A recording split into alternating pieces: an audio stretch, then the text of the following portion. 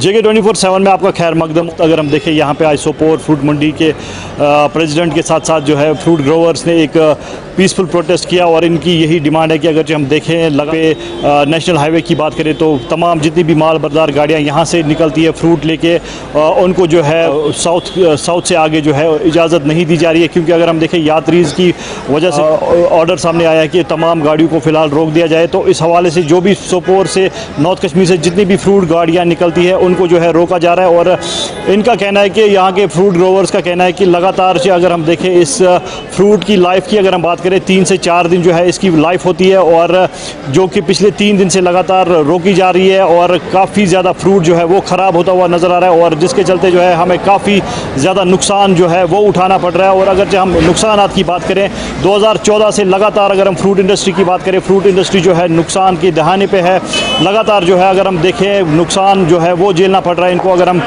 बात करें जो आर्टिकल 370 के बाद, या अगर हम देखें जो कोविड में 2 साल फ्रूट ग्रोवर्स को नुकसान उठाना पड़ा, तो उसके चलते इनका कहना है कि 2022 में अगरचे हमें ये उम्मीद थी कि 2022 में अब हमें जो है इसमें फ़ायदा मिल सकता है, तो उसके चलते की अगर हम बात करें, देखिए आज एक पीसफुल प्रोटेस्ट किया गया इस वजह से क्योंकि तमाम माल बरदार गाड़ियाँ जो है उनको रोका जा रहा है। और फ्रूट की अगर हम बात करें काफ़ी इस वक्त मार्केट की अगर हम बात करें, मार्केट काफ़ी ज़्यादा डाउन है। रेट्स की अगर हम बात करें, इनका कहना है कि एक पेटी का खर्चा जो आता है उसे ज़्यादा जो है हमें नुकसान उठाना पड़ता है, लेकिन हम फिर भी जो है यहाँ से बाहर जो है अपना फ्रूट बेचते हैं। और इस हवाले से हम गवर्नर इंतज़ामिया से यही रिक्वेस्ट करते हैं कि इन गाड़ियों को जो है चलने की इजाज़त दी जाए, ताकि अगर देखा जाए तो फ्रूट की लाइफ जो है काफ़ी कम है, क्योंकि अभी अगर हम देखें गर्मी का सीज़न जो है, गर्मी अभी बहुत ज़्यादा है और गाड़ियों में जो माल भरा हुआ है वो ख़राब होता हुआ नज़र आ रहा है। तो इसके चलते जो है आज सोपोर फ्रूट मंडी के प्रेसिडेंट के साथ साथ जो है फ्रूट ग्रोवर्स ने एक पीसफुल प्रोटेस्ट किया और यही डिमांड कर रहे हैं कि इन गाड़ियों को जो है चलने की इजाज़त दी जाए। JK 24/7 के लिए सोपोर फ्रूट मंडी से मैं नदीम। PHE डेली वेजेस ने एक बार फिर से 48 घंटे के लिए हड़ताल को एक्सटेंड कर दिया है और आज हड़ताल का 10वां दिन है, लेकिन प्रशासन अभी भी कहीं ना कहीं मूक दर्शक बना हुआ है। इनकी तमाम जो दिक्कत परेशानियां उनको इग्नोर किया जा रहा है, सुना नहीं जा रहा उसकी तरफ से, और कहीं ना कहीं बीजेपी को लेकर भी लगातार रोष व्यक्त किया जा रहा है। और सांबा में ये जो हुजूम आप देख रहे हैं मेरे पीछे, तमाम PHE डेली वेजेस यहाँ पर इकट्ठा हुए हैं PHE सब डिवीजन में, और बताया जा रहा है कि अगली रणनीति ये रहेगी कि सोमवार को एक बड़ी विशाल रैली जो वो निकलने वाली है, रोष रैली। और क्या कुछ रणनीति है तमाम इन PHE डेली वेजेस से जानने की कोशिश करेंगे। तो 48 घंटे के लिए हड़ताल आपने एक्सटेंड कर दी है, तो क्या अगली रणनीति रहेगी, और क्या वाकई में ऐसा लग रहा है कि अड़ियल रवैया अपनाया हुआ प्रशासन ने और कोई भी उनका अधिकारी या कोई भी नेता आपके बीच में आज तक नहीं आया? 10 दिन हड़ताल के हो चुके हैं। शुक्रिया, गुलिस्तान चैनल का हम तहे दिल से शुक्रिया अदा करते हैं। इसी जी बात यह है कि हमारे साथ तो कोई बातचीत करने क्या, हमें किसी ने टेलीफोन पर नहीं बात पूछी कि आप कैसे हैं कैसे नहीं। आज 10 दिन हो गया और हमने ये फैसला लिया है सांबा वालों ने कि हम एक सोमवार को बड़ी भव्य रैली निकालेंगे जो DC ऑफिस तक जाएगी और DC ऑफिस को समाप्त होगी। तो हम ये आपके माध्यम से अपने साथियों को, जितने हमारे डेली वेज हैं सांबा के, उनको ये बताना चाहते हैं कि सोमवार को यही सब डिवीजन सारे इकट्ठे हो जाएँ और हम एक बड़ी रैली निकालेंगे, क्योंकि हमारी तो बात सुनने कोई आ रहा नहीं है। और हम इतने परेशान हो चुके हैं कि 10 दिन के 45 डिग्री टेम्परेचर है आज, इसलिए इतने टेम्परेचर में आज भी हम इकट्ठे हुए हैं और हमारा ये कंटिन्यू धरना चल रहा है। और हम आपके माध्यम से फिर एक बार अपने एडमिनिस्ट्रेशन को, LG साहब को, हमारे मंत्री हैं, जो MLA हैं, सभी को बताना चाहते हैं कि भाई आप हमारा काम कर दो, नहीं काम करोगे तो आपको आए दिन बहुत बुरा मुश्किल हाल हो देंगे। आने वाले इलेक्शन के दौरान हम ये सारे साथी हमारे इकट्ठे हो गए, एक मंच पे आ गए और ये बताना चाहते हैं कि अब अगर कमल को बटन दबाना है तो पहले हमारा काम करना होगा। अगर हमारा काम नहीं हुआ तो आगे ये उम्मीद मत छोड़िए हमसे। यानी अब एक बड़ी रैली निकालने जा रहे हैं सोमवार को, और हमने जम्मू वालों से परमिशन अभी नहीं ली है, लेकिन हमने आज फैसला कर लिया कि हम एक बहुत बड़ी रैली निकालने जा रहे हैं सोमवार को रैली निकली। तो चलिए सोमवार को रैली यहाँ पर निकलेगी, रोष रैली। क्या कहेंगे, ये हड़ताल एक्सटेंड होती जा रही है, आपको सुना ही नहीं जा रहा, कितनी दिक्कत परेशानी आ रही है? सर हम तो खुद परेशान हैं। आपका स्वागत है कि आप हमारी बात आगे पहुंचाते हैं। मैं जब सुबह घर से आता हूं तो एक बहुत शर्मिंदगी महसूस होती है। मेरी बड़ी बेटी बीमार है, बीवी बीमार है, हमें पता नहीं हमने कौन सा गुनाह कर दिया इनके साथ। 2 बार इनको वोट देके इनकी सपोर्ट की, लेकिन ये हमारी गरीबी को समझ नहीं रहे हैं, ये हमारा मजाक उड़ा रहे हैं और हमारी आंखों में आंसू आते हैं कि हम बताएं तो किसको बताएं। हमें इन पे भरोसा था, लेकिन इन्होंने हमारी कमर तोड़ दी है। मेहरबानी करके अगर एलजी साहब सुन रहे हैं, प्लीज़ हमारा ध्यान रखें। बिल्कुल, क्या क्या कहना चाहते हैं? लगातार हम आपसे बात तो कर रहे हैं, लेकिन 48 घंटे की हड़ताल दोबारा से एक्सटेंड की गई है, तो क्या अपने ठाना हुआ कि जब तक हक नहीं मिलेगा तब तक ये हड़ताल रहेगी? जी, हम आपके चैनल का स्वागत करते हैं जो हमारी इस आवाज़ को बुलंद करते हैं। पहली बात तो ये तो इंश्योर है कि हमने जो पीड़ा उठाया है, जो 25 साल से जो हमारे डेली बेसिस मुलाजिम हैं वो हक की लड़ाई लड़ रहे हैं, लेकिन जो पहले जो सरकारें थी, अब सरकारें हैं, हमारे साथ हर बार धोखा हुआ है। आश्वासन से आश्वासन, ये आज करेंगे, 2 साल के बाद करेंगे जब हमारी सरकार आएगी, लेकिन कोई भी ऐसी सरकार नहीं आई जो हमारे हक के लिए कोई बैठी हो, चाहे हमारे साथ इशाना बशाना बैठी हो। हम यही चाहते हैं कि आज इतना मुश्किल हो गया है कि हमारा परिवार का गुजारा चलाना इतनी मुश्किल हो गई है, तब तक हमारी ये स्ट्राइक है जो जारी रहेगी जब तक कि हमारा मसला हल नहीं होगा। आप क्या कहेंगे?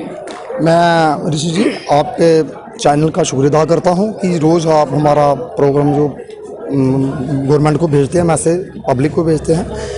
हम स्ट्राइक के बारे में कहना था कि 48 घंटे हमारी स्ट्राइक और बढ़ गई है। अगर इसी तरीके से चलता रहा तो स्ट्राइक और बढ़ती रहेगी।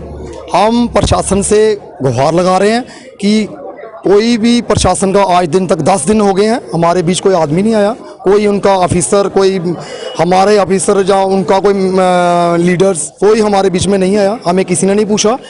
आज हम आपके चैनल के माध्यम से उनके तक ये संदेश देना चाहते हैं कि अगर वो हमारे बीच नहीं आए आज, तो आने वाले टाइम में अगर वो हमारे बीच आएंगे तो उनको हमारी तरफ से एकदम साफ क्लियर होगा कि जैसे हमको आपने क्लियर रखा, हम आपको क्लियर रखेंगे। और हमने 2 बार बीजेपी को सत्ता में रखा है, इसलिए रखा था कि हमारी उम्मीदें थी कि बीजेपी की गवर्नमेंट आएगी, हमारे काम होंगे। हम बहुत खुश थे। मोदी साहब ने हमें आवाज़ दी थी कि हम 60,000 डेली बेजर को परमानेंट करेंगे। हमारे डेली बेजरों में खुशी की लहर आई थी, लेकिन अब वही लहर मायूस हो गए हैं डेली बेजर की कोई ऐसा गवर्नमेंट की तरफ से नहीं। शुक्रिया। बिल्कुल, तो ये आपने देखा कि तमाम पीएचई डेली वेजेस सांबा में ये लगातार प्रदर्शन कर रहे हैं। आज 10वां दिन है, 48 घंटे के लिए हड़ताल एक्सटेंड हो चुकी है और एक बड़ी रैली निकलने जा रही है सोमवार को, रोड रैली, जो कि डीसी ऑफिस तक जाएगी। और तमाम पीएचई डेली वेजेस ने ठान लिया कि जब तक हमें अपना हक नहीं मिलता, हमारी रेगुलर पॉलिसी नहीं आ जाती, हमें मिनिमम वेजेस एक्ट लागू नहीं हो जाते, 70 महीने की पेंडिंग सैलरी रिलीज नहीं हो जाती, हम इसी तरह से काम जोड़ हड़ताल पर बैठे रहेंगे, चाहे जो मर्जी हो जाए। अब अपना हक लेकर ही रहेंगे और अपने बीवी बच्चों को भी ये अब लाने के लिए मजबूर हो रहे हैं सड़कों पर। तो ये हालात है जो लगातार हम आपको अपने चैनल के माध्यम से पीएचई डेली वेजेस के इन मुश्किलातों को लेकर अपडेट कर रहे हैं। उम्मीद करेंगे कि प्रशासन जरूर गौर करेगा, लेकिन कहीं ना कहीं बीजेपी को भी आड़े हाथों लिया जा रहा है कि बीजेपी ने जो हमें आश्वासन दिए, जो हमें सपने दिखाए, वो कहीं ना कहीं धरातल पर देखें तो वो पूरी तरह से आश्वासन झूठे निकले और जो भी दावे किए वो सारे फेक निकले। इसलिए बीजेपी को इलेक्शन से पहले इस मसले को जो वो टेकअप करना होगा, मसला हल करना होगा, नहीं तो आने वाले चुनावों में बीजेपी को जवाब दिया जाएगा। ये तमाम पीएचई डेली वेजेस का कहना है। फिलहाल के लिए कैमरामैन राहुल के साथ ऋषि खजूरिया, जिगर 24/7 न्यूज के लिए। आप देख रहे हैं गुलिस्तान न्यूज नेशनल टेलीविजन। मैं हूं वसीम गत्तू। डोडा के गणपत ब्रिज से अभी बड़ी खबर सामने निकल के आ रही है, पूरी जानकारी आपको देना चाहेंगे। ये बड़ी खबर क्या है? जो डोडा का गणपत ब्रिज है उसके बिल्कुल सामने जो है वर्कशॉप है। उस वर्कशॉप में medical block powder district Kishtwar में आता है, उसकी एम्बुलेंस वहाँ पे मेंटेनेंस वर्क के लिए लगी हुई थी, इसका काम हो रहा था। उसी के दौरान जो है ये गाड़ी पीछे की तरफ आती है, अपने आप ही पीछे की तरफ आती है, एक बड़ी खाई में चले जाती है, सीधा जो है जो चिनाब दरिया है उसमें चले जाती है। मगर बड़ी बात इसमें यह है, इस गाड़ी में कोई भी शख्स सवार नहीं था। अगर इस गाड़ी में कोई भी शख्स सवार होता तो बड़ा हादसा हो सकता था। कहीं ना कहीं बहुत बड़ा हादसा जो है वो टल गया है और डिस्ट्रिक्ट पुलिस हम देख रहे हैं वहाँ पे इस पूरे मामले पे तहकीकात कर रही है। सीसीटीवी फुटेज में हमारे पास आई है, उस सीसीटीवी फुटेज में आप देख सकते हैं किस तरह से अपने आप ही ये गाड़ी जो है पीछे की तरफ आती है, फिर ये हादसे का शिकार होती है। मैं बड़ी खबर इसमें यह है कि इस गाड़ी में कोई भी शख्स जो है सवार नहीं था। अगर इस गाड़ी में कोई भी शख्स सवार होता तो बड़ा हादसा हो सकता था।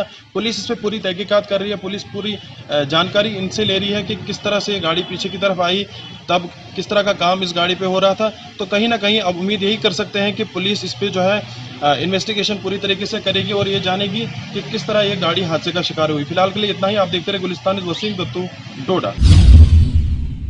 जहां इस वक्त पूरे मुल्क में तपती की गर्मी जो है महसूस की जा रही है, वही लगातार कई दिनों से वादी कश्मीर के अंदर भी गर्मी में जो है दिन ब दिन मजीद इजाफा देखने को मिल रहा है। अगर हम इस वक्त बात करेंगे साहित्य मुकाम गुलमर्ग, टंगमर्ग या द्रंग की, यहाँ पर भी अच्छी खासी गर्मी जो है महसूस की जा रही है। वही जब हमारी यहाँ पर आम लोगों से बात हुई, यहाँ पर जो नौजवानों से बातचीत हुई जो आज नालाई फिरोजपुरा में नहा रहे थे, इस गर्मी से निजात लेने के लिए वो यहाँ पर नहा रहे थे, इनसे भी हमने बातचीत करने की कोशिश की तो उन्होंने यही कहा कि ज़िंदगी में पहली बार जो इस तरह की गर्मी जो है आजकल जो है महसूस की जा रही है। तो आपको सीधे टंगमर्ग ले चलते और दिखाते यहाँ पर क्या कह रही है इस सवाल। एक्चुअली पिछले कई सालों से हमने इतनी ज़्यादा गर्मी नहीं देखी जितनी गर्मी इस साल में हमें देखने को मिली, इसलिए हमने इस टाइम सोचा चलो इस नहाने का सोचते, इस पानी का मज़ा लेना चाहिए। दोस्तों के साथ मैंने यहाँ उनको बोला नहाने के लिए, वो भी आ गए हमारे साथ नहाने के लिए। और इस बाबल कुनाल का पानी बहुत ज़्यादा फ्रीज रहता है और मैं बाकी लोगों से भी यही रिक्वेस्ट करना चाहता हूँ वो यहाँ आके इस पानी का मज़ा ले। क्योंकि आप वाकिफ़ है यहाँ पे मौसम कैसा रहा इन दिनों, यहाँ पे टेम्परेचर बहुत राइज हुआ एज़ कम्पेयर टू दिल्ली और जम्मू में जहाँ पे हाईली टेम्परेचर होता था, यहाँ पे भी उसी तरह यहाँ पे टेम्परेचर तेज़ हुआ।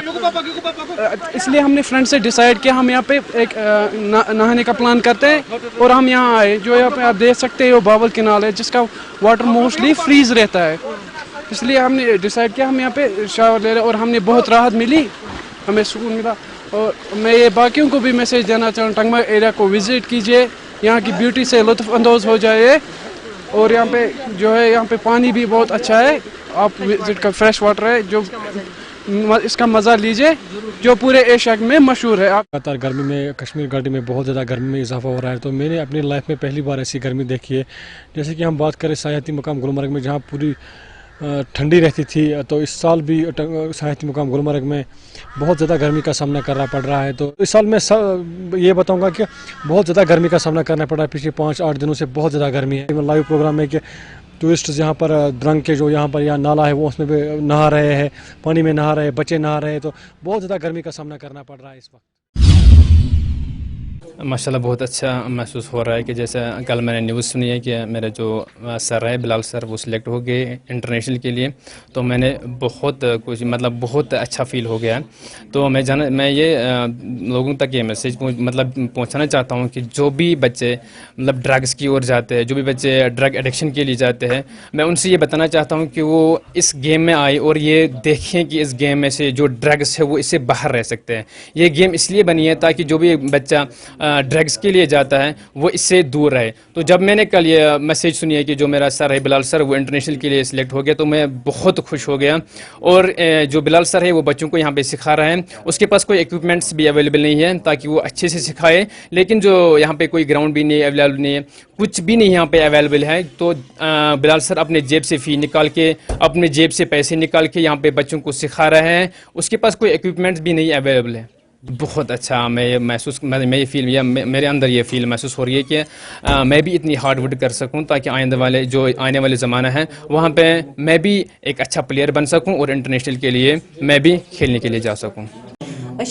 खुश अमिस मिलो युथ मौका बाकियन बचन तरान गुजारिश तिमन दपान तिहदन मालन माजन यमन दियो गिंदन बचन यम करो बंद कह यमन दियो मौका गिंदनस अत मज फायदा प्रत कुन रंग पे अमिस सामना कर क्या अमिस कुन सात पलव अमिस मलिस पलव कड़ित तिमन अमिस पेतरन पलव कड़ित तिमन चाहे बूट लागान चाहे क्या लागान तिहंदी निवान लोगित, मगर अमिस रपिया 10 रंगिस अमिस मुश्किल अमिस चाहे पैदल पेवान गछुन, मुज पत्थर दद पत्थर गुलमर्ग मान वारियाहन जायन अमिस पेवान गड़ दित अमिस साथ ये बास्यो अत मज कहीं फायदा मान कहीं मान कश्मीरस मज फायदा अत गेम तवे पत वोन अमिस पाप ते वन दपान ना फायदा कह पितर तस वन बस नाराज दपान अमिस ना बिलाल वन बिले बिले बस दपान बिले मान च कर अत सहन क्या अत ना फायदा कह तो यह दपान वुच यम अमिस बाकी बच्चे तम मे योर मम्मी कर सब्र वुच यह क्युत बन, मगर मे तिहुंद बेहान कहें ये गामस मज बच्चे गिंदने कुरान शरीफ कसम तम हेर गिंदान रब रूदस मज तम योर मगर अस बच्चस 5 पोचन रोटमुत खुश बस दपान सोन दो खर सारे हूं दो खर यह गि तौर जीनित।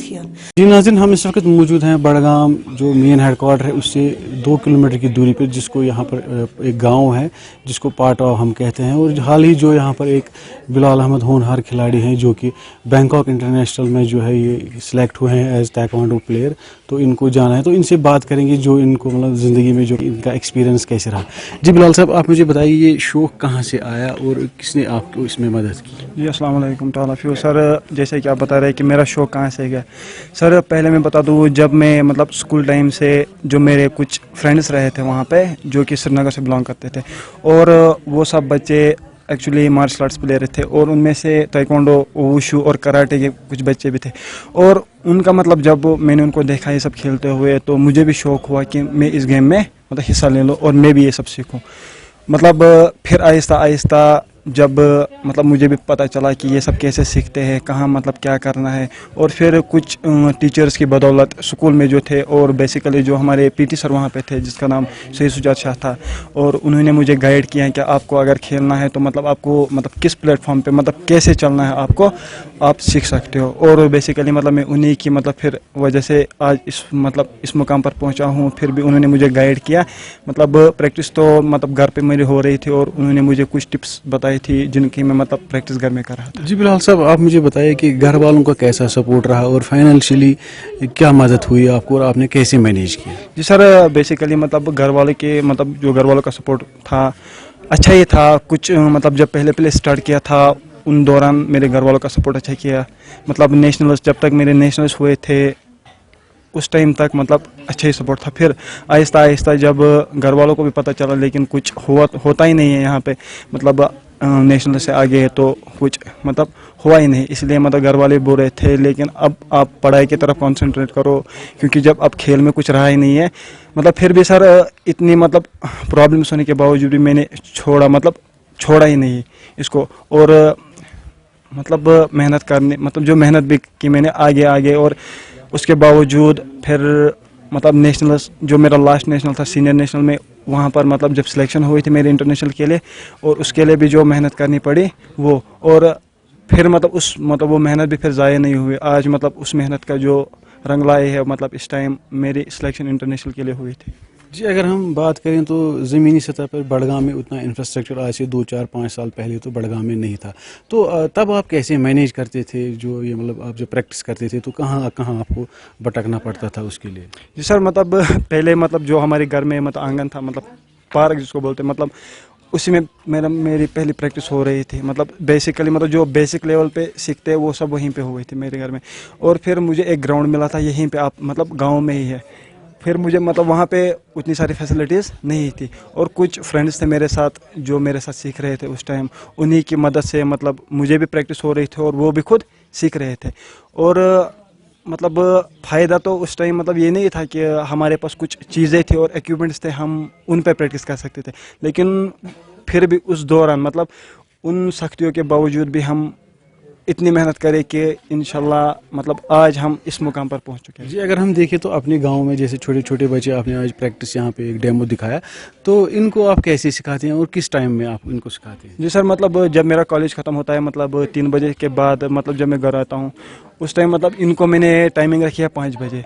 5 बजे ये मेरे घर में मतलब वेट करे, मेरे मतलब आंगन में मेरे पार्क में इनको प्रैक्टिस करवाता हूँ, और मतलब इनका जो भी खर्चा होता है वो मैं खुद मतलब अपनी जेब से करता हूँ। मतलब इनका जो फ़ी होता है, फ़ी वगैरह मैं इनसे फ़ी भी नहीं लेता हूँ, लेकिन जो भी इनकी इक्विपमेंट्स मतलब इनको जो भी ज़रूरत होता है, हाँ बेसिकली मतलब यूनिफॉर्म तो इनको खुद लानी पड़ती है, लेकिन बाकी जो सब चीज़ें हैं मतलब जो इक्विपमेंट्स इनको लगते हैं वो मैं खुद अपनी जेब से लाता हूँ। और इनको मतलब जब मुझे खुद शौक़ था, मुझे पता चला मतलब कैसे मतलब स्ट्रगल करना पड़ता है, मैंने मतलब मुझे भी खुद लगा कि इन बच्चों में मतलब ऐसा टैलेंट है क्योंकि ये आगे जा सके और ख़ुद भी मतलब इंशाल्लाह मेरा भी नाम रोशन कर सकते हैं, इसीलिए फिर मैंने उनको आहिस्ता आहिस्ता ये प्रैक्टिस करवा ली। जी अगर हम देखें तो आपने काफ़ी मेडल्स और सर्टिफिकेट्स लाए हैं, तो हाल ही जो ये इंटरनेशनल आपको खेलना है इसके बारे में ज़रा बताइए। जी सर, मतलब इंटरनेशनल बारे में मतलब जो मैंने पहला इंटरनेशनल खेला, मतलब वो जिसको हम सब इंटरनेशनल बोलते हैं, मतलब इंडो नेपाल इंटरनेशनल खेला था मैंने, वो नेपाल में खेला था। और जो आज मतलब जो रियल इंटरनेशनल होने वाला है बैंकॉक में, उसके लिए मतलब मुझे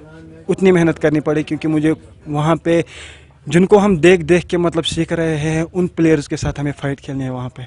मतलब ये सब मतलब हमें पता चलता है कि हमें वहाँ पे टूर्नामेंट कितना सख्त है, जी शुक्रिया हमसे बात करने के लिए। तो नाज़रीन आप देख सकते हैं कि अगर इंसान ठान ले, चाहे कितनी मुश्किलात हो, इंफ्रास्ट्रक्चर ना हो और फाइनेंशियली अगर वीक भी हो, लेकिन अगर कठिन परिश्रम और अगर कठिन इरादा हो तो कुछ भी हो सकता है। अगर हम बिलाल साहब की बात करें तो इंटरनेशनल बैंकॉक के लिए अब ये जा रहे हैं और कहीं इंडो नेपाल भी इन्होंने खेला और कहीं मेडल्स भी इन्होंने लाए हैं। तो इन्होंने बहुत मेहनत करके जो है एक नाम कमाया है और यहाँ पर एक एकेडमी भी गाँव में ये चला रहे हैं और ये फ्री कोचिंग दे रहे हैं। तो ऐसे जो है जवानों को जो है की ज़रूरत है यहाँ पर। तो आप देख सकते हैं इन्होंने कितनी मेहनत की है। JK 24/7 के लिए मैं बड़गाम से ज़हूर हुसैन। जो इसको हम हमारे लैंग्वेज में किडनी बायोप्सी बोलते हैं, ये हम उन पेशेंटों में करते हैं जहाँ पे किडनी काम नहीं करती, रीनल फेलियर होता है एक्यूट या क्रॉनिक, और दूसरा हम करते हैं जहाँ पे प्रोटीन यूरिया होता है, यूरिन के साथ प्रोटीन ज़्यादा आता है। अब जैसे कि हमारा आज पेशेंट था, she was 60 year old female थी, उसको डायबिटीज़ था फ्रॉम द लास्ट 5 ईयर्स, लेकिन इसको परसिस्टेंटली प्रोटीन यूरिया था मोर देन 3 ग्राम। इसको हम बोलते हैं नेफ्रोटिक सिंड्रोम। सो पहले हमें लगा कि ये डायबिटीज़ की वजह से है। इवेलुएट करने के बाद जब हमने इसका DR करा, रेटिनोपैथी डायबिटीज़ की वजह से नहीं थी और इसका क्रिएटिनिन भी 1.7 था और प्रोटीन मोर देन 3 ग्राम। सो ये देखने के लिए कि इनको क्या है, रीनल फेलियर की वजह से है, किडनी बायोप्सी एक टेस्ट है जो हमने आज इसको किया। पहली बार सिकम्स के बाद या SMS के बाद ये किसी डिस्ट्रिक्ट हॉस्पिटल में हुआ है। तो आज पुलवामा डिस्ट्रिक्ट हॉस्पिटल में पहली बार किया है और सारा क्रेडिट इसमें जो है हमारे MS साहब को जाता है, पुलवामा साहब को जाता है। वो ऑलवेज हेल्पिंग है कि कोई भी नया प्रोसीजर हो, he will always be at the front. So thank you to our MS and thank you to you people and the people of Pulwama. जैसे इस जो हमने आज प्रोसीजर किए, अगर पेशेंट को यही करना होता, इसको स्कीम जाना था या SMS जाना था, तो यहाँ पे ये स्टार्ट हुआ, it a good thing for the people of Pulwama. इंशाल्लाह जो हमने आज is a beginning of a new era. हमारी यहाँ पे फैसिलिटी है, हमारा पैरामेडिकल है माशाल्लाह, डायलिसिस का जो हमारे सपोर्टिव है, डायलिसिस टेक्नीशियन है मुश्ताक साहब है या हमारे शाह साहब है, जो भी है बहुत सपोर्टिव है। इंशाल्लाह is a beginning, is a first case we have done in Pulwama. इंशाल्लाह in future will do it further.